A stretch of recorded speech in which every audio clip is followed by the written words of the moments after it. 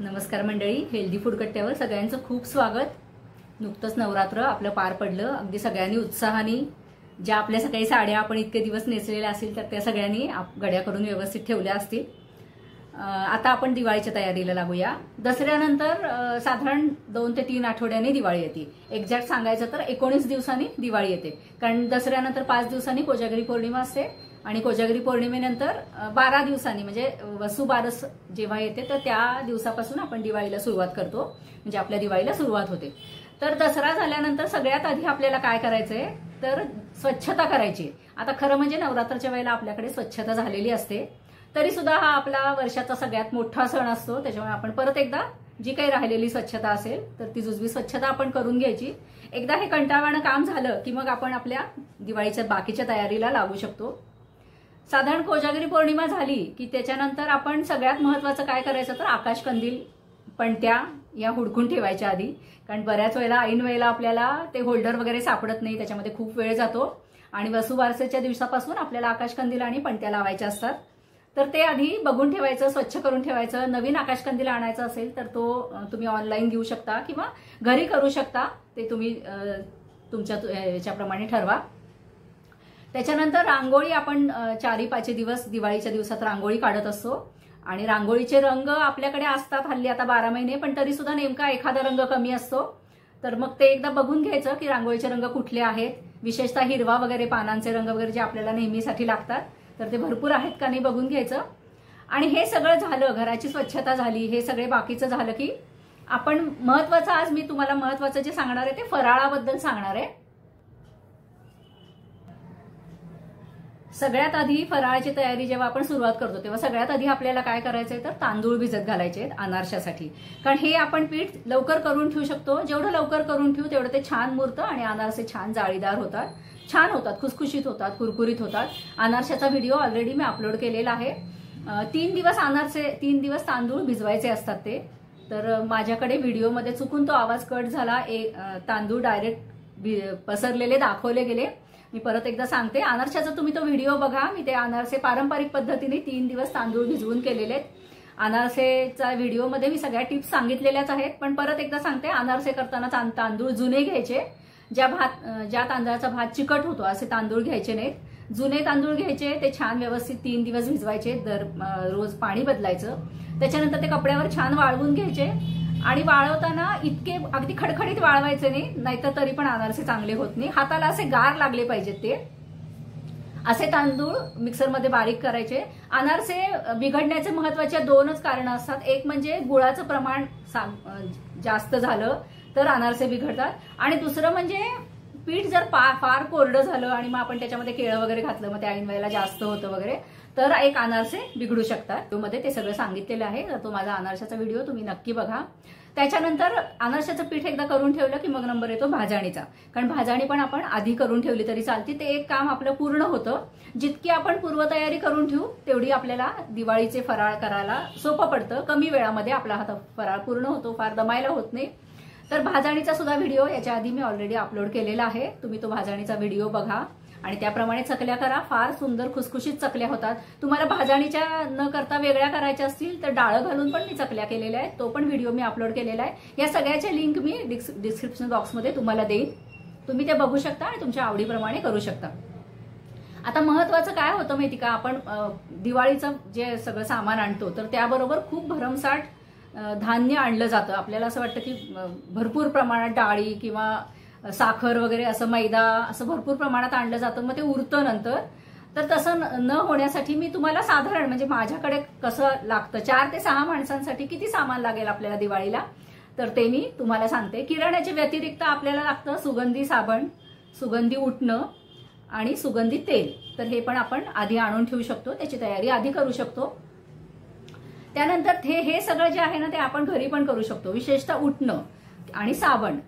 तर हे साबण आपण घरी कसं करायचं त्याच्या पण काही व्हिडिओ मी टाकलेले आहेत, तर त्याच्या पण लिंक मी तुम्हाला देईन। उटण्याचा व्हिडिओ मी अजून केलेला नाहीये, पण मी केला तर मी नक्की अपलोड करीन। खूप स्वस्तामध्ये उटणं होतं आणि घरामध्ये खूप छान सुगंधी उटणं आपण घरामध्ये करू शकतो, आपल्या आरोग्यासाठी, स्किनसाठी पण ते खूप चांगलं असतं।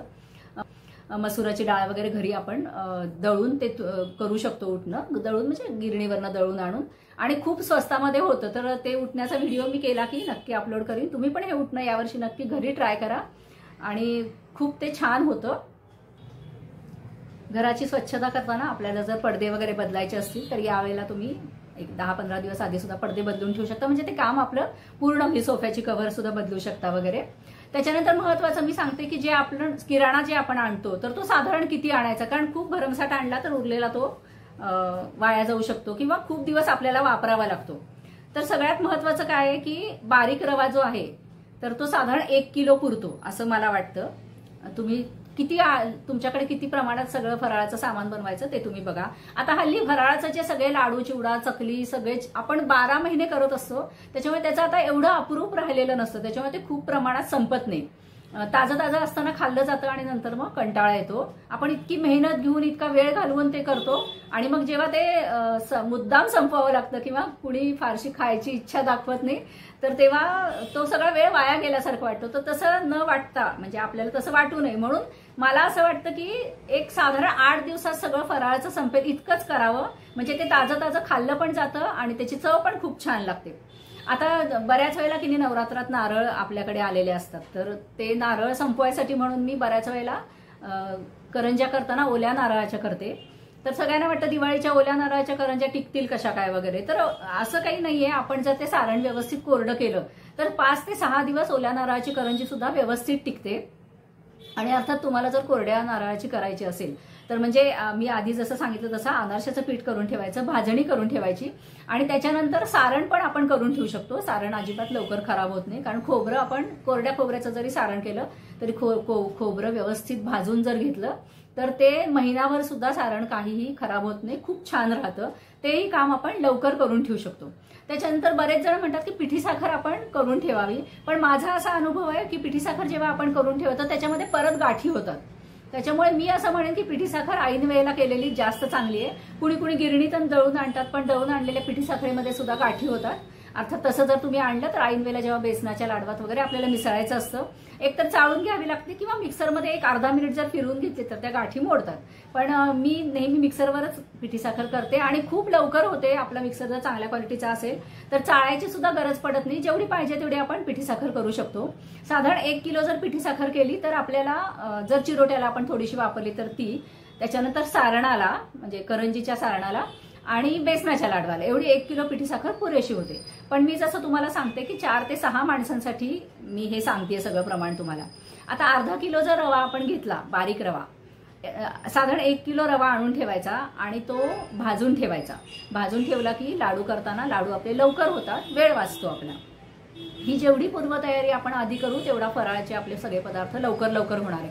काय करायचं, एकदा कढई ठेवायची, त्याच्यानंतर त्याच्यामध्ये रवा भाजायचा, त्याच्यानंतर खोबरं भाजायचं, त्याच्यानंतर तीळ आणि खसखस पण भाजून घ्यायचे. हे जे लागणारे पदार्थ आहे ना तर ते सगळे एकदा कढई ठेवून आपण भाजून घेतले की एकतर गॅसची पण बचत होते आणि आपलं एकदा 2 तासामध्ये आपलं हे दिवाळीचं जवळजवळ बरंचसं काम पूर्ण होतं. धने जिरं सुद्धा काय करायचे, त्याच्यामध्ये थोडे गरम करायचे, म्हणजे मिक्सरमध्ये छान बारीक पूड होते. धने जिऱ्याची पूड करून ठेवायची, ती आपल्याला बऱ्याचशा गोष्टींसाठी लागते, विशेषतः चिवड्याला लागते, चकलीला लागते, कडबोळी वगैरे केली तर त्याला पण लागते. आणि धने जिऱ्याची पूड तशी 12 महिने आपल्याला लागतच असते. तर तुम्हाला किती लागेल त्याप्रमाणे तुम्ही करा. फक्त घेताना धने जेवढे घेऊ त्याच्या निम्मे जिरं घ्यायचं, ते थोडं गरम करायचं, फार भाजायचे नाही, रंग बदलू द्यायचा नाही, त्याची चवीत फरक पडतो. मग त्याच्यामुळे थोडंसं गरम करायचं आणि गार करून मिक्सरमध्ये पूड करायची. खूप छान फ्रेश पूड केली की त्याचा बरेच दिवस त्याचा सुगंध पण टिकून राहतो. त्याच्यानंतर वेलदोडा सुद्धा आता माझ्याकडे काय आहे, मी थोडेसे छोट्या प्रमाणात ऑर्डर घेते, त्याच्यामुळे वेलदोड्याची पूड माझ्याकडे 12 महिने असते. पण दिवाळीच्या दृष्टीने सुद्धा किंवा तसं पण वेलदोड्याचं अजिबात खराब होत नाही. तर साधारण 1 छटाक जर वेलदोडा आणला, म्हणजे 50 ग्रॅम जर वेलदोडा आणला तर तो स्वस्त पण पडतो. तो सालासकट थोडासा गरम करायचा, म्हणजे त्याचं मॉइश्चर निघून जातं आणि त्याच्यामध्ये फक्त 2 चमचे साखर घालून मिक्सरचं जे आपलं छोटं भांडं असतं ना चटणीचं, तर त्याच्यामध्ये तो वेलदोडा बारीक करायचा.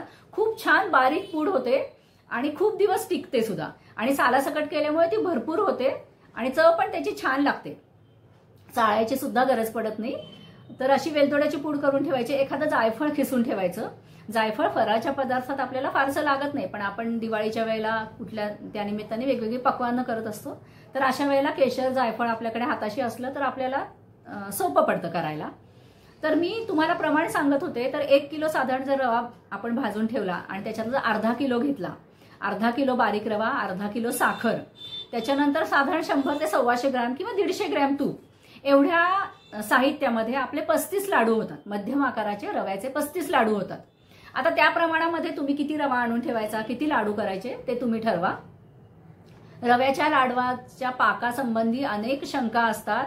बऱ्याच वेळेला असं बऱ्याच जणींना असं वाटतं की तो पाक बिघडतो, पण तो पाक बिघडला तरी सुद्धा किंवा तो अचूक होण्यासाठी माझ्या जवळजवळ 2-3 व्हिडिओ आहे रव्याच्या लाडवाचे, त्याच्यानंतर रवा खव्याच्या पण लाडवाचा आहे, रवा बेसनाच्या लाडवाचा आहे. तर ते सगळे व्हिडिओ तुम्ही बघा. त्याच्यामध्ये पाकासाठी खूप छोट्या छोट्या टिप्स दिलेल्या आहेत. आणि पाक जरी बिघडला तरी सुद्धा तो कसा सुधारायचा की जेणेकरून लाडवाच्या चवीमध्ये अजिबात फरक पडणार नाही. तर असा पाक कसा सुधारायचा, ते लाडू कसे करायचे ते पण मी तुम्हाला सांगितले. त्याच्यामध्ये सगळे व्हिडिओ तुम्ही आवर्जून बघा. जसं मी रव्याच्या लाडवाबद्दल सांगितलं तसंच बेसनाच्या सुद्धा लाडवाबद्दल मी तेच सांगेन की अर्धा किलो जर आपण बेसन घेतलं तर अर्धा किलो पिठी साखर, पाव किलो तूप, एवढ्या साहित्यामध्ये 35 लाडू होतात. आता 1 किलो डाळ दळून आणायला हरकत नाही, कारण कसंही आपल्याला बेसन लागत असतं, ते काही वाया जात नाही. तर ही जेव्हा लाडवासाठी आपण डाळ दळून आणतो तर तेव्हा 1 किलो डाळ शक्य असेल तर आधी उन्हात ठेवायची. जर उन्हात ठेवणं शक्य नसेल तर ती व्यवस्थित कढईमध्ये गरम करायची. रंग बदलू द्यायचा नाही, नाहीतर मग लाडू काळपट होतो. छान गरम करायची आणि हाताला चांगली गरम लागली पाहिजे, चटके बसले पाहिजेत, एवढी गरम करायची. त्याच्यानंतर ती पूर्ण गार करायची आणि मग ती गिरणीतून दळून आणायची. तर शक्यतो घरघंटीवरनं जर ही डाळ दळून आणली तर बरं पडतं, कारण मोठ्या गिरणीमध्ये अशी कमी प्रमाणात डाळ दिली तर ती कमी येते आणि शिवाय आपण जर जाड सांगितलं तर त्याच्यामध्ये कणी येते आणि मग ती एकतर ते चाळून घ्यावं लागतं लाडू करताना, किंवा मग ती कणी जर दाताखाली आली तर ती चांगली लागत नाही. तर ज्यांच्याकडे घरघंटी आहे, माझ्याकडे घरघंटी आहे, तर मी काय करते, 0 नंबरची जी चाळणी आहे तर ती आपण गव्हासाठी वापरतो. त्याच्यानंतर असते 1 आणि त्याच्यानंतर असते 1+. मी कायमच डाळ दळताना 1+ची चाळणी लावते. ते छान एकसारखं पीठ येतं आणि लाडवाला ते खूप छान योग्य असतं म्हणजे. आणि त्याचे लाडू करताना टाळ्याला चिकटू नयेत म्हणून पण काय काय ज्या टिप्स आहेत, तर माझा बेसनाच्या लाडवाचा व्हिडिओ आहे तो पण तुम्ही बघा. त्याच्यामध्ये मी काही टिप्स सांगितल्या, लाडू अजिबात टाळ्याला चिकटत नाही, खूप छान रवाळ असे लाडू होतात, जरी पीठ बारीक असलं तरी सुद्धा. त्यानंतर चिवडा तुम्ही किती प्रमाणात करणार आहे ते तुम्ही ठरवा. ज्या प्रत्येकाकडे किती प्रमाणात कुठला पदार्थ खाल्ला जातो त्यानुसार आपण ते करत असतो. पण मी साधारण 1 किलो पोहे किंवा 1 किलो चुरमुरे, म्हणजे जे चिवड्याचे चुरमुरे असतात तेवढाच चिवडा करते. तेवढा बरोबर होतो, कारण त्याच्यामध्ये डाळं, दाणे किंवा काजू, बेदाणे आपण सगळं घालतो, तो सगळा मिळून चिवडा भरपूर होतो. तुम्ही साधारण बघा म्हणजे तुमच्याकडे काय आवडतं, किती आवडतं ते. तर ते जे पोहे असतात तर ते व्यवस्थित चाळायचे, ते उन्हामध्ये ऊन द्यायचं त्याला दिवसभर चांगले. 2 ते 4 तास जर कडक उन्हामध्ये पोहे ठेवले तर ते आपल्याला अतिरिक्त भाजायला वेळ लागत नाही, त्याचा चिवडा खूप छान होतो. चुरमुऱ्याचा जरी करायचा असेल, चिवड्याच्या चुरमुऱ्याचा, तर ते सुद्धा स्वच्छ चाळून घ्यायचे आणि त्याच्यानंतर उन्हात ठेवायचे. उन्हामध्ये ठेवला की तो चिवडा खूप कमी वेळामध्ये तयार होतो आणि त्याच्यानंतर तो बराच वेळ कुरकुरीत पण राहतो. बऱ्याच वेळेला काय होतं, या दिवसामध्ये आभाळ वगैरे येतं किंवा एखादा पाऊस पण यायची बऱ्याच वेळेला दिवाळी शक्यता असते. तर त्याच्यासाठी हे जे फराळ आपण करणार आहे त्याचे डबे आपण आधी शोधून ठेवायचे बारीक. म्हणजे काय होतं, हे सगळे पदार्थ केल्या आपल्याला डब्यात ठेवता येतात, म्हणजे ते मऊ पडत नाही. आता जर तुमच्याकडे हवाबंद डबे असतील तर ठीकच आहे, चांगली गोष्ट आहे. पण जर हवाबंद डबे नसतील तर त्या डब्यामध्ये जे चकली किंवा चिवडा असे जे पदार्थ आहे जे मऊ पडू शकतात हवेमुळे, तर ते घालायचे. त्याच्यानंतर त्या झाकणाला प्लॅस्टिक लावायचं, प्लॅस्टिकची पिशवी लावायची आणि मग ते झाकण लावायचं, म्हणजे ते डबे हवाबंद होतात आणि तो जिन्नस लवकर मऊ पडत नाही. आता मैदा आपल्याला कशाला लागतो, तुम्ही काय काय करणार आहे ते आधी ठरवून घ्या. साधारणपणे ढोबळमानाने आपण काय करतो तर खारी शंकरपाळी, गोडी शंकरपाळी, करंजाला 1 मैदा लागतो आणि चिरोटे केले तर चिरोट्याला 1 लागतो. तर साधारण 1.5 किलो जर मैदा आणला तर त्याच्यामध्ये हे सगळे पदार्थ होतात. आता खारी शंकरपाळी अर्धा किलोची केली तर ती भरपूर होतात आणि आवडतात सगळ्यांना, त्याच्यामुळे अर्धा किलोची करायला हरकत नाही. पण गोडी शंकरपाळी मात्र अर्धा किलोची केली तर माझ्याकडे जास्त होतात, कारण माझ्याकडे गोड फारसं आवडत नाही. तुम्हाला आवडत असेल तर तुम्ही करा, कारण काय होतं, मैदा जेवढा त्याच्यामध्ये साखर आणि तूप वगैरे हे सगळं वाढतं, तर गोडी शंकरपाळी जास्त होतात. तुम्ही तुमच्या आवडीप्रमाणे अर्थात तुम्ही किती पाहिजे ती करू शकता. आता करंज्यांसाठी मैदा किती भिजवायचा, तो बऱ्याच वेळेला उरतो, साठा संपतो, म्हणजे सारण संपतं किंवा असं काहीतरी होतं. तर मी तुम्हाला सांगते, पाव किलो मैदा जर आपण घेतला आणि साधारण 50 ग्रॅम रवा, त्याच्यामध्ये बारीक रवा घातला आणि दूध किंवा पाणी जसं तुम्हाला हवं असेल तसं भिजवायचं. एक 6 ते 7 चमचे ते मोहन घालायचं. मुटका वळून बघायचा, आपल्याला आता ते माहिती आहे, म्हणजे साधारण मुटका वळला गेला की तेवढं करंज्यामध्ये मोहन पुरेसं होतं. गरम करून घालते मी, म्हणजे करंजी छान खुटखुटीत होते. तर एक लक्षात ठेवायचं, या प्रमाणामध्ये साधारण 35 करंज्या होतात. आणि त्याच्यासाठी सारण किती लागतं, आता हे जे भिजवलेला गोळा आहे ना 400 ते 450 ग्रॅम होतो. म्हणजे पाव किलो मैदा, एक 50 ते 100 ग्रॅम बारीक रवा, तेल आणि मग आपण दूध किंवा पाणी जे काय घालतो त्याचं वजन होतं साधारण 400 ते 450 ग्रॅम सॉरी. आणि त्याच्यासाठी आपल्याला सारण जे आहे ते लागतं 600 ते 650 ग्रॅम. छान गच्च भरलेली करंजी करायची, म्हणजे ती छान लागते चवीला, दिसायला पण खूप छान दिसते अशी टम्म फुगलेली. तर त्याला 600 ते 650 ग्रॅम सारण लागतं. मग आता पाव किलो जर खोबरं आपण खिसलं आणि त्याच्यामध्ये साधारण 50 ग्रॅम जर कणिक घातली, आता कुणी रवा घालतं, कुणी कणिक घालतं, कुणी नुसत्या खोबऱ्याच्या करतं, मी कणिक घालून करते, म्हणजे ते छान सारण मिळून येतं. तर 50 ग्रॅम भाजलेली कणिक, साधारण 25 ग्रॅम खसखस, आणि या सगळ्याला लागेल अशी 300 ते 350 ग्रॅम आपली आवडीनुसार पिठी साखर, असं सगळं मिळून साधारण 700 ग्रॅम ते सारण तयार होतं. आणि एवढं सारण आणि हे जे भिजवलेला रवा मैदा आहे याच्यामध्ये साधारण 35 करंज्या होतात. एवढ्या एका कुटुंबाला माझ्या मते पुरेशा असतात.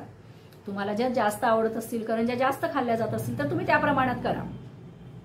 तर म्हणजे साधारण अर्धा किलोच्या खाऱ्या शंकरपाळ्या, पाव किलो किंवा थोड्याशा जास्त गोड्या शंकरपाळ्या, त्याच्यानंतर पाव किलो आपल्याला करंज्याला लागतं. उरलेला आपण जर चिरोटे वगैरे करणार असेल तर म्हणजे एवढा मैदा आणला तर सफिशियंट आहे. उरलेला मैदा नाही तर मग आपल्याला तो फ्रीजमध्ये ठेवावा लागतो, आणि मग फ्रीजमध्ये ठेवलेला शक्यतो खाऊ नये असं आपण आता सारखं ऐकतो. मग ते उरलेला मैदा लवकर वापरला जात नाही. म्हणून मला असं वाटतं की नेमकं सामान आणा, फार जास्त प्रमाणात सामान आणू नका. आणि त्याचबरोबर साखर सुद्धा 4 किलो आपल्याला पुरेशी होते, ती सुद्धा जास्त होते, पण ठीक आहे, साखर काही खराब होत नाही त्याच्यावरती, तेवढी आणायला हरकत नाही. त्यानंतर तळणीसाठी मी राईस ब्रान तेल वापरते, कारण मी असं ऐकलंय की राईस ब्रान तेलामध्ये जेव्हा आपण पदार्थ तळतो तर तो जास्त वेळ जरी ते तेल तापत राहिलं तरी ते आरोग्याला फारसं हानिकारक होत नाही. बाकी चिवड्याला वगैरे मी कुठलंही रिफाईंड तेल कधी मी वापरत नाही. माझ्याकडे घाण्याचं जे तेल मिळतं, शेंगदाण्याचं तेल, तेच आम्ही वापरतो, पण त्याला स्वाद असतो. हे जे रिफाईंड तेल असतं तर त्याला फारशी चव नसते. ते अनहेल्दी नसतं पण पोषक नसतं, कारण ते जेव्हा ते तेल रिफाईंड करतात तर त्याच्यामध्ये आपल्याला जे आवश्यक पोषक घटक असतात तर ते सुद्धा निघून जातात. त्याच्यामुळे ते चवीला फारसं चांगलं लागत नाही. चिवड्यासाठी आपल्याला जे खोबरं लागतं तर ते खोबरं पण तुम्ही आधी त्याचे पातळ काप करून ठेवू शकता. मी याच्या आधी दाखवलेलं आहे की पिलरने आपण पातळ काप करू शकतो, किंवा आपल्याकडे जी स्लायसर असतं ना त्या स्लायसरवर पण पातळ एकसारखे काप होतात. आता मी याच्या आधी सांगितलं होतं की जर ते खोबरं फार कडक असेल तर ते एकसारखे काप होत नाही, ते खिसलं जात नाही. तर अशा वेळेला आपण पाण्यामध्ये बुडवून ठेवायचं आणि मग त्याचे स्लाइस करायचे. पण ते जर आपण खूप आधीपासून करून ठेवलं तर त्याला वास यायची शक्यता आहे. त्याच्यामुळे एकतर हे वेळेवर करा, किंवा जर ते पाण्यात बुडवून जर त्याचे स्लाइस केले खोबऱ्याचे तर ते छान एक दिवस पूर्ण मोकळ्या हवेमध्ये राहू दे, म्हणजे मग ते खराब होणार नाही खोबरं, आणि तेलामध्ये तळलं की छान होईल चिवडा. त्याच्यानंतर जे आपण डाळ दाणे घालतो तर तुम्ही ते ठरवा की शेंगादाणे आपल्याला जर अख्खे घालायचे असेल ते दिसायला छान दिसतात. जेव्हा आपण तो लाल रंगाचे शेंगादाणे असतात पिवळ्या चिवड्यामध्ये तर ते दिसायला छान दिसतात, पण एखादा खवट वगैरे असू शकतो. तर तुम्ही बघा, म्हणजे तुम्हाला अख्खे घालायचे आहेत का सोलून घालायचे ते तुम्ही ठरवा. त्याप्रमाणे सगळी तयारी करून ठेवा. डाळं आपण आणतो त्याच्यामध्ये काही जी डाळं असतात ती अगदी कडक असतात तर ती निवडून घ्यायची, कारण ती दाताखाली आली तर अजिबात चांगली लागत नाही. त्याच्यामुळे डाळं दाणे खोबरं, त्याच्यानंतर आपल्या ड्रायफ्रुट्स काय हवे असतील ते पण तुम्ही आणून ठेवू शकता. त्यानंतर लागतं ते तूप आपल्याला. हे तूप शक्यतो फार आधी आणून ठेवू नये, 4 दिवस आधी आणून ठेवावं. आणि 1 किलो तूप या सगळ्याला सफिशियंट होतं. जरी आपण गुलाबजाम वगैरे तळले आपण दिवाळीच्या दिवसात पक्वान्न म्हणून तर त्याला सुद्धा ते पुरतं. पण तुम्ही आणि ऐन वेळेला आपण तूप आणू पण शकतो, खूप जास्त आणून ठेवू नका. बेसनाचे लाडू आणि रव्याचे लाडू एवढी 2 लाडू मी विचारात घेऊन तुम्हाला मी हे तूप सांगतेय. तर मंडळी, मला जसं माझ्या इतक्या दिवसाचा जो अनुभव आहे, माझ्या घरामध्ये मी जशी तयारी करते तसं मी तुम्हाला सांगण्याचा प्रयत्न केलाय. एवढ्या प्रमाणामध्ये जर तुम्ही सगळं केलं तर ते 4 ते 6 माणसांसाठी पुरेसं होतं असं माझं मत आहे. तुम्हाला कुणाला किती फराळ वाटायचा आहे, कुणाकडे काय डबे द्यायचे वगैरे, तर त्या हिशोबाने तुम्ही फराळाचं प्रमाण कमी जास्त करू शकता. तुम्हाला घरी करायचं नसेल तरी हरकत नाही, फार दमायची गरज नाही. जर खरंच वेळ नसेल तर आपली एखादी मैत्रीण जी सुगरण असते तर ती छान करत असते, तर ती जर हा व्यवसाय करत असेल तर तिच्याकडनं पण घ्यायला हरकत नाही. फ्रेश घ्या मात्र. तर मंडळी, हा जर व्हिडिओ तुम्हाला उपयुक्त वाटला असेल, तुम्हाला जर आवडला असेल तर सगळ्यांमध्ये शेअर करा, लाईक करा, कमेंट करा. मी तुमच्या कमेंटची वाट बघतेय. धन्यवाद.